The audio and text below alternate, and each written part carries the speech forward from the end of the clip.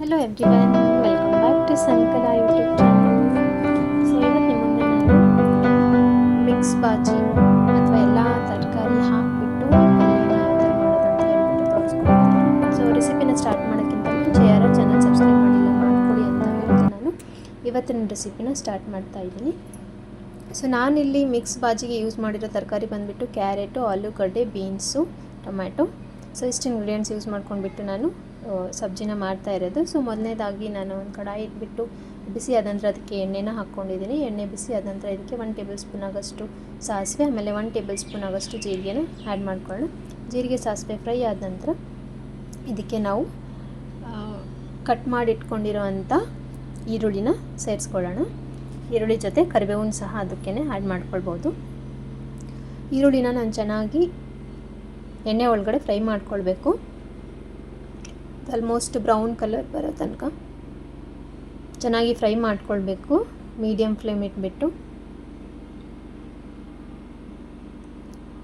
So ನೋಡ್ತಾ ಇದ್ದೀರಲ್ವ, ಈರುಳ್ಳಿ ಇವಾಗ ಚೆನ್ನಾಗಿ ಫ್ರೈ ಆಗಿದೆ. ಆಲ್ಮೋಸ್ಟ್ ಸ್ವಲ್ಪ ಬ್ರೌನ್ ಕಲರ್ ಬರೋ ಥರ ಆಗಿದೆ. ಅದಕ್ಕೆ ನಾವು 1 ಟೇಬಲ್ ಸ್ಪೂನ್ ಆಗೋಷ್ಟು ಸಾಲ್ಟ್ನ ಆ್ಯಡ್ ಮಾಡ್ಕೊಳ್ಳೋಣ. ಸಾಲ್ಟ್ ಹಾಕ್ಕೊಂಡ್ರೆ ಒಗ್ಗರಣೆಯಲ್ಲಿ ಆದಷ್ಟು ಬೇಗನೆ ಈರುಳ್ಳಿ ಚೆನ್ನಾಗಿ ಬೇಯುತ್ತೆ. ಅದರ ಸಲುವಾಗಿ ಈರುಳ್ಳಿ ಹಾಕಿದ ನಂತರ ಒಂದು ಸ್ವಲ್ಪ ಉಪ್ಪನ್ನ ಆ್ಯಡ್ ಮಾಡ್ಕೊಳ್ಬೇಕು.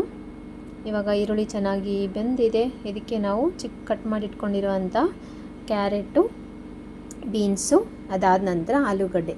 ಸೊ ಇಷ್ಟು ಇಂಗ್ರೀಡಿಯೆಂಟ್ಸು ನಾವು ಸೇರಿಸ್ಕೊಳ್ಳೋಣ.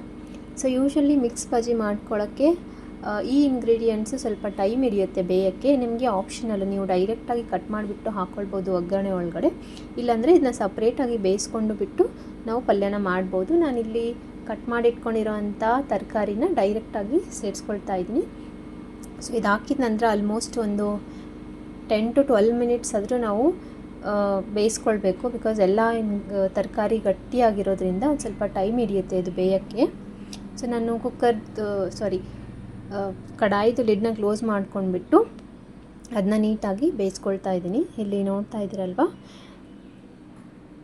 ಈ ಥರ ತರಕಾರಿ ಎಲ್ಲ ಬೇಯಿಸ್ಕೊಂಡಾದ ನಂತರ ಇದಕ್ಕೆ ನಾವು 1 ಟೇಬಲ್ ಸ್ಪೂನ್ ಆಗೋಷ್ಟು ಅರಿಶಿಣದ ಪುಡಿ, ಆಮೇಲೆ 2 ರಿಂದ 3 ಟೇಬಲ್ ಸ್ಪೂನ್ ಆಗೋಷ್ಟು ಖಾರದ ಪುಡಿ. ನಿಮಗೆ ಆಪ್ಷನಲ್ಲು, ನೀವು ಖಾರದ ಪುಡಿನೂ ಯೂಸ್ ಮಾಡ್ಬೋದು. ಇಲ್ಲಾಂದರೆ ಮೆಣಸಿನ್ಕಾಯಿ ಹಾಕಿದರೆ ಖಾರದ ಪುಡಿ 1 ಟೇಬಲ್ ಸ್ಪೂನ್ ಆಗೋಷ್ಟು ಮಾತ್ರ ಹಾಕ್ಕೊಳ್ಳಿ, ನೋಡ್ಕೊಂಡ್ಬಿಟ್ಟು ಹಾಕ್ಕೊಳ್ಬೋದು. ಅದಾದಮೇಲೆ ಒಂದು ಸ್ವಲ್ಪ ಉಪ್ಪು. ನಾನು ಮುಂಚೆನೇ ಈರುಳ್ಳಿ ಫ್ರೈ ಮಾಡಬೇಕಾದ್ರೆ ಉಪ್ಪನ್ನ ಆ್ಯಡ್ ಮಾಡ್ಕೊಂಡಿದ್ದೆ. ನೋಡ್ಕೊಂಡ್ಬಿಟ್ಟು ನೀವು ರುಚಿಗೆ ತಕ್ಕಷ್ಟು ಉಪ್ಪನ್ನ ಆ್ಯಡ್ ಮಾಡ್ಕೊಳ್ಳಿ. ಅದಾದಮೇಲೆ ಟೊಮ್ಯಾಟೊ, ಆಮೇಲೆ 1 ಚಿಟಿಕೆ ಆಗೋಷ್ಟು ಬೆಲ್ಲನ ಹಾಕ್ಕೊಳ್ಬೇಕು. ತುಂಬಾ ರುಚಿಯಾಗಿರುತ್ತೆ ಪಲ್ಯ ಬೆಲ್ಲ ಹಾಕ್ಕೊಂಡ್ರೆ. ಸೊ ಇದನ್ನೆಲ್ಲ ಹಾಕ್ಕೊಂಡ ನಂತರ ನಾವು ನೀಟಾಗಿ ಕಲಿಸ್ಕೊಳ್ಬೇಕು ಪಲ್ಯನ. ಸೊ ಇದು ಖಾರ ಉಪ್ಪು ಎಲ್ಲ ಹಾಕಿದ ನಂತರ 1-2 ನಿಮಿಷ ಬೇಯಿಸ್ಕೊಂಡು ಅದಕ್ಕೆ ನೀರನ್ನ ಆ್ಯಡ್ ಮಾಡ್ಕೊಳ್ಬೇಕು. ನಾನು ಮುಂಚೆನೇ ಹೇಳ್ದಂಗೆ ತರಕಾರಿ ತುಂಬಾ ಗಟ್ಟಿಯಾಗಿರುತ್ತೆ. ಅದಕ್ಕೆ ಒಂದು ಸ್ವಲ್ಪ ಜಾಸ್ತಿ ನೀರು ಹಾಕಿಬಿಟ್ಟು ಬೇಯಿಸ್ಕೊಳ್ಬೇಕು ಚೆನ್ನಾಗಿ. ಇಲ್ಲಿ ನೋಡ್ತಾ ಇದ್ದೀರಲ್ವ, ನಾನು 5 ಮಿನಿಟ್ಸ್ ಆಗೋಷ್ಟು ನೀರು ಹಾಕಿದ ನಂತರ ಚೆನ್ನಾಗಿ ಬೇಯಿಸ್ಕೊಂಡಿದ್ದೀನಿ.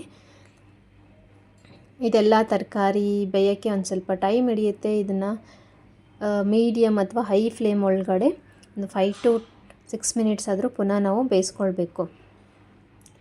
ಸೊ ಇದು ಬೆಂದಾದ ನಂತರ ನಿಮಗೆ ಗೊತ್ತಾಗುತ್ತೆ, ಒಂದು ಸ್ವಲ್ಪ ನೋಡಿದ್ರೆ ಅದು ಸ್ವಲ್ಪ ಮೆತ್ತಗಾಗಿರುತ್ತೆ. ಸೊ ಆ ಟೈಮಲ್ಲಿ ತರಕಾರಿ ಎಲ್ಲ ಬೆಂದಿದೆ ಅಂತ ನಾವು ಡಿಸೈಡ್ ಮಾಡ್ಬೋದು. ಸೊ ಇಲ್ಲಿ ನೋಡ್ತಾ ಇದ್ದೀರಲ್ವ, ಇವಾಗ ಚೆನ್ನಾಗಿ ಬೆಂದಿದೆ. ಇದಕ್ಕೆ ಒಂದು ಸ್ವಲ್ಪ ಎಕ್ಸ್ಟ್ರಾ ಫ್ಲೇವರ್ ಬರಲಿ ಅಂತ ಹೇಳಿಬಿಟ್ಟು ಈ ಪಲ್ಯಕ್ಕೆ ನಾನು ಕಡಲೆ ಬೀಜದ ಪುಡಿ ಅಥವಾ ಶೇಂಗಾ ಪುಡಿ ಅಂತ ಹೇಳ್ತೀವಲ್ಲ, ಅದನ್ನ ಸೇರಿಸ್ಕೊಳ್ತಾ ಇದ್ದೀನಿ. ಸೊ ಶೇಂಗಾ ಪುಡಿ ಹಾಕಿದ ನಂತರ ಗಾರ್ನಿಷಿಂಗ್ ಅಂತ ಹೇಳಿಬಿಟ್ಟು ಕೊತ್ತಂಬರಿ ಸೊಪ್ಪನ್ನ ಆ್ಯಡ್ ಮಾಡಿದ್ದೀನಿ. ಸೊ ಇದು ಹಾಕಿದ ನಂತರ ಪುನಃ ನಾನು ಒಂದು 2 ಮಿನಿಟ್ಸ್ ಲೋ ಫ್ಲೇಮ್ ಒಳಗಡೆ ಚೆನ್ನಾಗಿ ಬೇಯಿಸ್ಕೊಂಡೆ. ಅಂದಾಗ ಮಾತ್ರ ಅದು ಕಡಲೆ ಪುಡಿ ಅಥವಾ ಕಡಲೆ ಬೀಜದ ಪುಡಿ ಅಥವಾ ಶೇಂಗಾ ಪುಡಿ ಏನಂತ ಹೇಳ್ತೀವಲ್ಲ, ಅದನ್ನ ಚೆನ್ನಾಗಿ ಹೀರ್ಕೊಂಡಿರುತ್ತೆ. ನೋಡಿದ್ರಲ್ವ. ಸೊ ಇದು ಹಾಕಿದ ನಂತರ ಇವಾಗ ಮಿಕ್ಸ್ ಬಾಜಿ, ಮಿಕ್ಸ್ ವೆಜಿಟೇಬಲ್ ಸಬ್ಜಿ ಅಂತಲೂ ಹೇಳ್ಬೋದು, ರೆಡಿ ಟು ಸರ್ವ್. ಇದನ್ನ ನಾವು ಚಪಾತಿ ಅಥವಾ ಜೋಳದ ರೊಟ್ಟಿ ಜೊತೆ ತಿನ್ಬೋದು. ಯೂಶ್ವಲಿ ಚಪಾತಿ ಜೊತೆ ಆದರೆ ಇನ್ನೂ ಸಖತ್ ಟೇಸ್ಟಿಯಾಗಿರುತ್ತೆ. ಹೋಪ್ ನಿಮಗೆ ಈ ರೆಸಿಪಿ ಇಷ್ಟ ಆಯಿತು ಅಂತ ಅಂದ್ಕೊಳ್ತೀನಿ. ಇಷ್ಟ ಆಗಿದರೆ ನನ್ನ ಚಾನಲ್ನ ಸಬ್ಸ್ಕ್ರೈಬ್ ಮಾಡಿ, ಲೈಕ್, ಶೇರ್, ಕಮೆಂಟ್ ಮಾಡಿ ಅಂತ ಹೇಳ್ತಾ thank you for watching this video.